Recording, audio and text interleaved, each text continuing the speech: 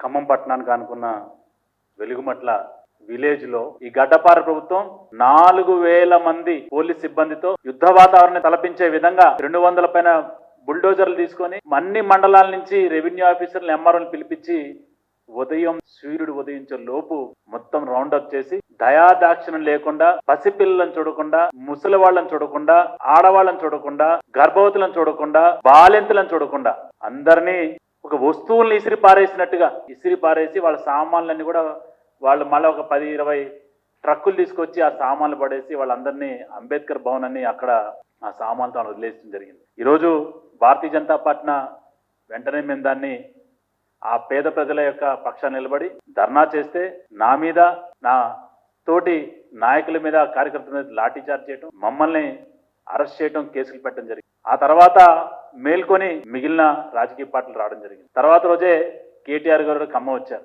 ఇదే కేటీఆర్ 2014 నుంచి 10 సంవత్సరాలు అధికారాన్ని అనుభవిస్తూ వారి ప్రభుత్వంలో వారే ఈ భూములు చెల్లవు, ఈ భూములు వారి కావు, ఆ యొక్క ఫేక్ లెటర్స్ చెప్పి 2 సార్లు వాళ్ళని అక్కడి నుంచి తరిమే ప్రయత్నం చేస్తే అక్కడ ప్రజలు ఐకమత్యంగా వీళ్ళని తరిమితే తప్పించుకుని ఈరోజు మొసలి కన్నీళ్లు కారుస్తూ 2023 వరకు నువ్వే అధికారంలో ఉన్నావు.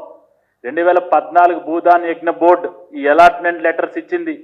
అప్పటి నుంచి ఇప్పటి వరకు కూడా నువ్వు వాళ్ళకి రెగ్యులరైజ్ చేయకుండా నిజంగా అసలు భూదాన్ యజ్ఞ బోర్డు యొక్క ఉద్దేశం ఏంటంటే ఆ రోజు పెద్ద పెద్ద జమీందారులు, భూస్వాములు, మనసున్న పెద్దోళ్ళందరూ కూడా మరి ఈ తెలంగాణ రాష్ట్రంలో స్వతంత్రం వచ్చిన తర్వాత ఈ భారతదేశంలో ఏ ఒక్క పేదవాడు కూడా కూడు నీడ లేకుండా ఉండకూడదని చెప్పి వాళ్ళు భూములు దానం చేస్తే కల్వల రాజారావు గారు ఖమ్మం వరకు వస్తే 62 ఎకరాలు కల్వల రాజారావు 1954లో 51లో భూదాన ఉద్యమం మొదలు పెడితే 54లో వారు 62.7 ఎకరాలు భూమిస్తే ఈ సన్నాసి ప్రభుత్వాలకి అప్పటి నుంచి పరిపాలించిన ఏ ఒక్క ప్రభుత్వానికి కూడా ఇదే కాంగ్రెస్ ప్రభుత్వం మనడదా పరిపాలించింది. కొంతకాలం టీడీపీ, కొంతకాలం బీఆర్ఎస్, మళ్ళా కాంగ్రెస్ వచ్చింది.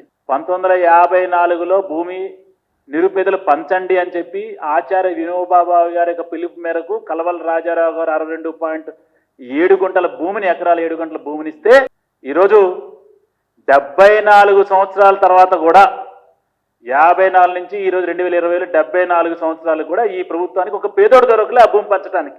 ఎంత సిగ్గుశరం లేకుండా మళ్ళా దాన్ని ఆక్రమించుకున్నారని చెప్తున్నారు. ఇది రెవెన్యూ భూమి కాదు, ప్రైవేట్ వ్యక్తుల భూమి కాదు. ఒక దాతలు ఇచ్చిన భూమిని మీరు పేద ప్రజలు పంచకుండా దాంట్లో ఈ రోజున 62 ఎకరాల్లో 62.07 ఎకరాల్లో 30 ఎకరాలు యొక్క ఖమ్మంలోని ఒక మంత్రి అనునాయుల చేతిలోకి వెళ్ళిపోయింది. ఈ రోజున భారతీయ జనతా పార్టీ డిమాండ్ చేస్తుంది, ఏదైతే ఈ రాష్ట్రంలో ప్రామాణికంగా తీసుకుంటామో భూముల యొక్క రికార్డులను, కాసర్ పహానీలన్నింటినీ 1955 నుంచి మీరు బయట పెట్టండి. ఈ 147, 148, 149 ఏదైతే సర్వే నెంబర్లు ఉన్నాయి వెలుగుమట్లో అవి మీరు బయట పెట్టండి. అప్పటి నుంచి ఆ ఎవరి పేర్లు ఉన్నాయి నాకు తెలిసినంత వరకు 1989 వరకు కూడా ఈ 62.07 ఎకరాలు భూదాన్ పేరు మీద ఉన్నాయి. 1989 పేర్లు చేతులు మారిపోయి ఈ రోజున ఆ పక్కన ఏదైతే విలువలు పెరిగి కలెక్టరేట్ వచ్చిందో ఒక పక్కన పొంగులేటి శ్రీనివాసరెడ్డి గారి యొక్క 100 ఎకరాలు, ఒక పక్కన తుమ్మల నాగేశ్వరరావు అనునయుల యొక్క భూములు, తర్వాత ఒక మంత్రి యొక్క అనునయులు ఈ 31 ఎకరాలని కబ్జా చేసి పేర్లు మార్చుకుని ఈరోజు 2-3 చేతులు మారిపోయింది. మరి మీరు ఇందిరమ్మ ఇల్లు ఇస్తామంటున్నారు, భూమి ఉన్నోడికి ఇల్లు కట్టుకోవడానికి ఇస్తామంటున్నారు. మరి అక్కడ నీ భూమి కాదు, మీ అయ్య భూమి కాదు, మీ జాగిరి కాదు, మీ తాత సంపాదించిన భూమి కాదు, అది దాతలు ఇచ్చిన భూములు. మరి ఆ భూముల్లో మీద ఆల్రెడీ క్రమంగానో సక్రమంగానో వాళ్ళు ఉంటున్నారు.